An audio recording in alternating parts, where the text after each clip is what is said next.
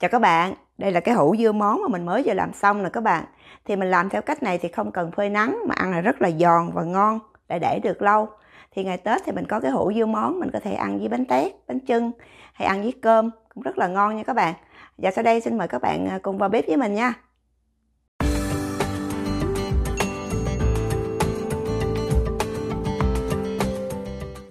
Đây là những nguyên liệu mình chuẩn bị để làm dưa món bữa nay các bạn. Thì đây mình có một củ cải trắng, một củ rưỡi cà rốt, một củ su hào. Thì ba thứ này là mình đã gọt vỏ, rửa sạch thì mình cân được 1,5 kg ha. Ở đây mình có 3 trái ớt hiểm, một củ tỏi, 3 củ hành tím thì mình đã gọt vỏ rồi. Ở đây mình có 400g đường, 50ml giấm, 400ml nước mắm và 100g muối hạt. Và sau đây mình bắt tay vào làm nha. Và bây giờ thì mình bắt đầu cắt cà rốt nha các bạn. Thì tùy theo các bạn muốn cắt hoa hay là mình cắt theo cái dài cũng được, tùy theo sở thích ha. Thì cái này cái đầu nhỏ thì mình cắt theo cái mình tỉa thành hoa.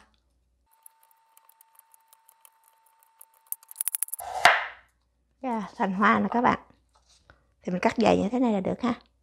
Khoảng 2 phân.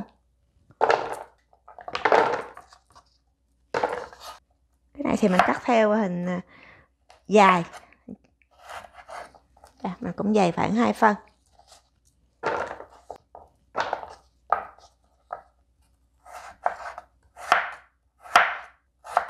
Đây là su hào thì mình cũng cắt dày khoảng 2 phân ha các bạn.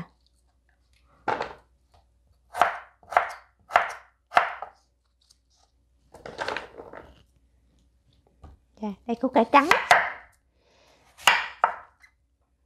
Củ cải trắng thì mình cắt hơi dày một xíu tại vì nó mềm hơn. Cho mình cắt cái dày thì khi mình làm xong thì ăn nó sẽ giòn hơn nha các bạn.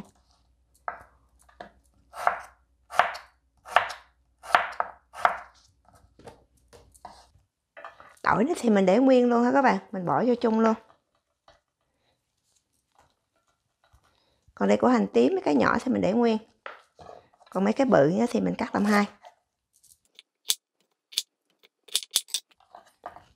Còn mấy cái ớt này thì mình để ở ngoài, mình không bỏ vô đây. Dạ là mình đã sắc xanh củ cải, su hào, hành tím rồi, chiếc tỏi trong đây rồi. Thì bây giờ mình bỏ 100g muối hạt vào mình ướp nha.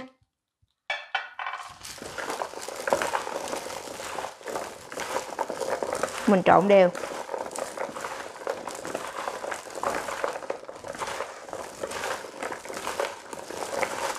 Mình để cho muối ngấm vào trong rau cải này 1 tiếng đồng hồ nha các bạn. Sau hơn 1 tiếng mình ngâm củ cải này với muối các bạn thì nó ra nhiêu nước đây nè.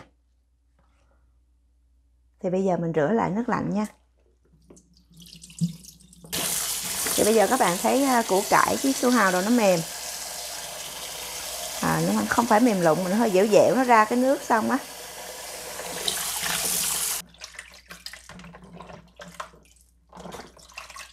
Bây giờ thì mình rửa thêm một nước nữa cho cái củ cải của mình nó ra hết luôn cái chất mặn nha các bạn. Mình rửa khoảng 4 nước đi.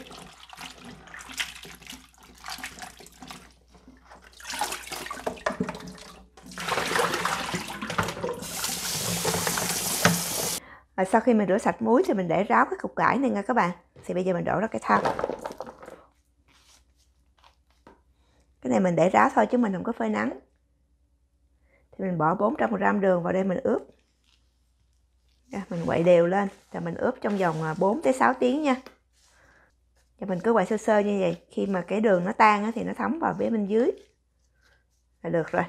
Mấy cái củ cải này thì mình đã ngâm đường được 6 tiếng rồi. Thì bây giờ các bạn thấy nó ra nước rất là nhiều luôn nè. Cái củ cải của mình là nó sọp lại. Nó mềm nhưng mà không phải mềm nhũn mà mềm dai nha. Thì bây giờ mình đổ cái nước này ra. Mình giữ cái nước này lại nha các bạn. Thì bây giờ mình bỏ cái củ cải này vào trong hũ.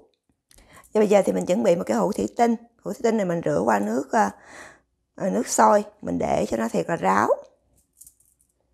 Các bạn có thể dùng hũ nhựa cũng được, nhưng mà trước khi bỏ vào thì các bạn nhớ rửa cái hũ cho thiệt là sạch, tráng qua nước sôi nha. Bây giờ thì nó có mùi rất là thơm là tại vì hành với tỏi đó các bạn. Mình nhận đầy một cái hũ rồi. Thì bây giờ mình đi nấu cái nước đường để mình đổ vô trong hũ dưa nha.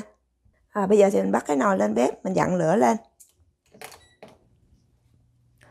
Mình cho cái nước đường mà hồi nãy mình ngâm củ cải nó chảy ra đó các bạn, bỏ vào trong nồi.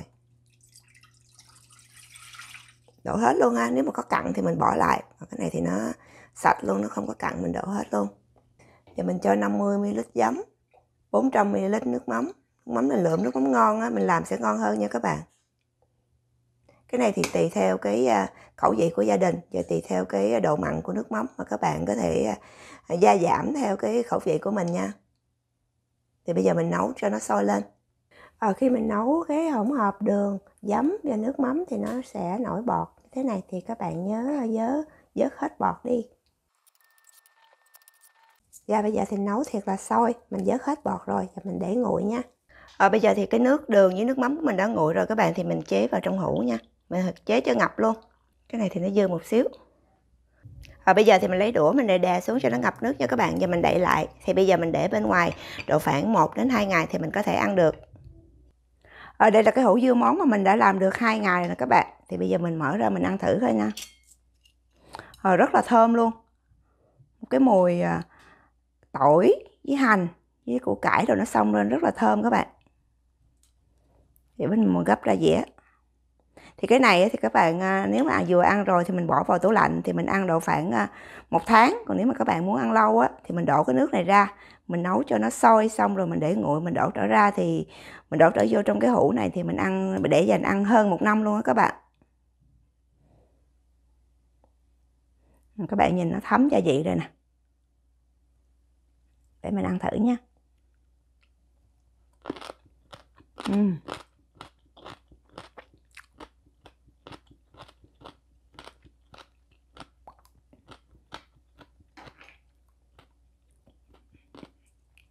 Đã thấm gia vị rồi các bạn, ăn rất là giòn và ngon luôn. Thì cái này thì trong ngày Tết thì mình có thể ăn với lại bánh tét hay bánh chưng ha, mình có thể ăn với cơm cũng rất là ngon ha. Dạ thôi, xin cảm ơn các bạn đã theo dõi video của mình. Nếu các bạn thích xin bấm like, đăng ký và chia sẻ để xem những video kế tiếp nha. Xin cảm ơn, hẹn gặp lại. Bye bye.